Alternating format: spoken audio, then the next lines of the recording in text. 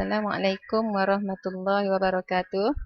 Saya Siti Zawiyah binti Wan Hussein dari kumpulan 5 akan membentangkan Ijaz Al-Quran bertajuk Bincangkan tajuk-tajuk ijaz yang terkandung dalam Al-Quran sebagaimana dibincangkan oleh para ilmuwan Islam dahulu dan sekarang. Pengertian Ijaz Al-Quran. Dari segi bahasa, bererti ketidakberdayaan atau keluputan dan juga terwujudnya ketidakmampuan.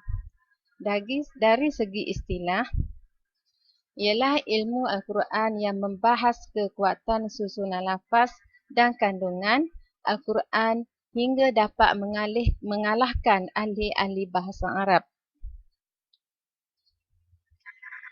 Tujuan Ijaz Al-Quran. Pertama, membuktikan bahawa Nabi Muhammad sallallahu alaihi wasallam yang membawa mukjizat Al-Quran itu adalah benar-benar seorang rasul yang diutuskan untuk menyampaikan ajaran-ajaran Allah kepada manusia. Kedua, membuktikan bahawa Al-Quran itu benar-benar wahyu Allah, bukan rekaan Jibril dan juga bukan tulisan Rasulullah sallallahu alaihi wasallam. 3. Menunjukkan kelemahan mutu sastera dan balaghahnya bahasa manusia. 4. Menunjukkan kelemahan daya upaya dan rekaan manusia yang tidak sebanding dengan keangkuhan dan kesombongannya.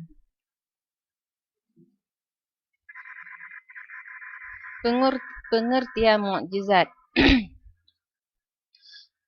Mukjizat pada bahasa bererti lemah atau melemahkan.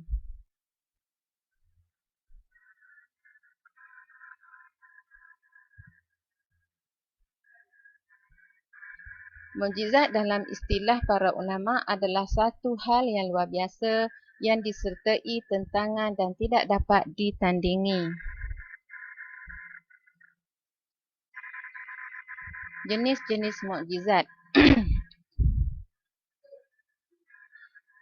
Pertama, mukjizat hissi, iaitu mukjizat yang dapat disaksikan melalui panca indera seperti terbelahnya bulan bagi Nabi Muhammad dan mukjizat Nabi Musa dapat membelah lautan. Nabi Daud dapat membelah besi dan sebagainya. Yang kedua, mukjizat akliyah, iaitu mukjizat yang tidak dapat disaksikan dengan panca indera tetapi dapat dilihat melalui akal. Mukjizat maknawi hanya satu dalam Al-Quran, iaitu Al-Quran. Bentuk-bentuk ijaz. Ijaz Al-Quran dalam melemahkan manusia untuk mendatangkan sepadan dengan Al-Quran terdiri dari aspek lafaz maknawi dan ruhiyah, yakni psikologi. Semuanya berdasarkan interchangeable dan bersatu sehingga melemahkan manusia untuk menandinginya.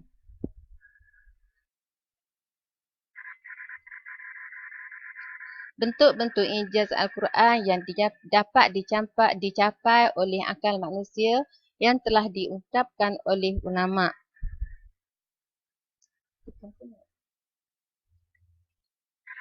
Yang pertama, keharmonian uslub bahasanya, keindahan dan ketelitian pengarangnya, maknanya dan teorinya. Kedua, keseimbangan antara jumlah bilangan kata dan antonimnya sebagaimana yang dibincangkan oleh para ulama mutakhir ini. Yang pertama, al-hayat, hidup, dan al-maut, mati sebanyak 145 kali. Kedua, an-naf'u, yakni manfaat, dan madharah, mudarah, yakni mudarat sebanyak 50 kali. Al-haf, panas, dan al-bar, dingin sebanyak 4 kali.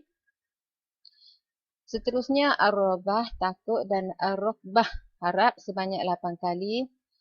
Asyaf, as-saif, musim panas, dan asyita, musim dingin sebanyak 1 kali.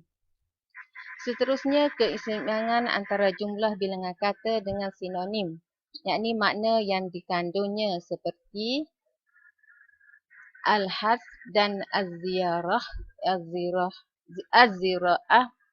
yakni membaca atau bertani sebanyak 14 kali, al-us dan al-buru membangga diri, angkuh sebanyak 27 kali, al-aklu dan an-nur, ini akal dan cahaya sebanyak 49 kali, arjah dan al-aliyah sebanyak 16 kali, Al-Quran, Al-Wahyu dan Al-Islam sebanyak 70 kali.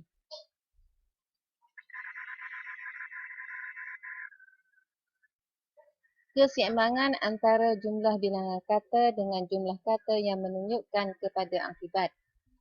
Al-Infaq dengan Ar-Ridha sebanyak 73 kali, Al-Bakh dengan Al-Hasarah sebanyak 12 kali, Al-Kafirun dan An-Nar sebanyak 145 kali, Az-Zakah dan Al-Barakah sebanyak 32 kali, Al-Fahishah dan Al-Ghadab sebanyak 26 kali.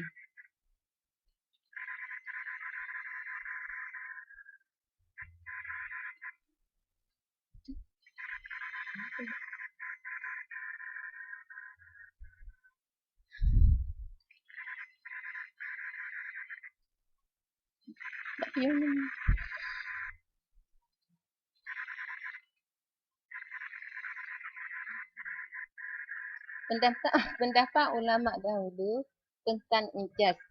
Yang pertama, Abu Ishaq Ibrahim An-Nizam dan pengikutnya Syiah berpendapat bahawa kemukjizatan Al-Quran adalah dengan cara syarfah. Maksudnya ialah bahawa Allah memalingkan orang-orang Arab yang menentang Al-Quran, padahal sebenarnya mereka mampu untuk menghadapinya. Pendapat salaf.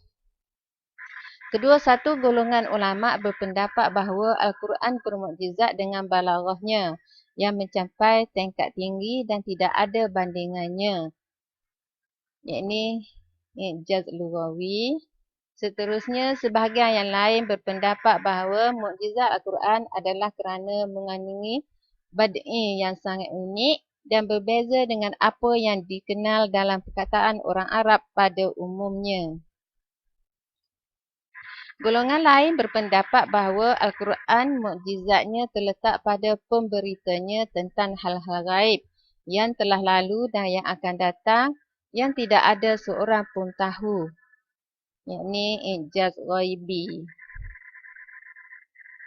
Abdul Razak Naufal menulis tentang tema yang menjelaskan keharmonian dan kesesuaian yang terjadi di antara jumlah kata-kata Al-Quran.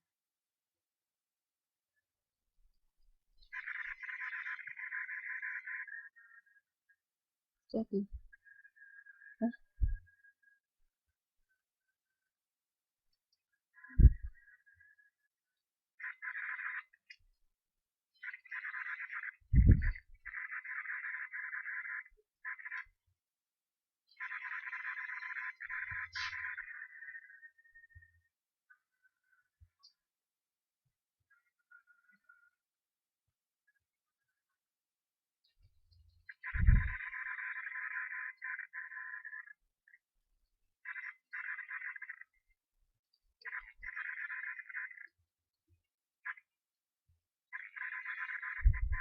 Dr. Rashad Khalifah, beliau tidak menghitung huruf mudhaj sebagai dua huruf tapi sebagai satu huruf.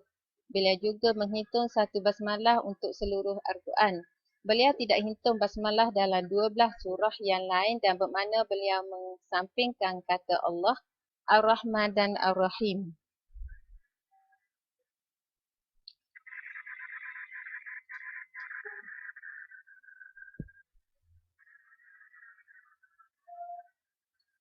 Sekian, terima kasih.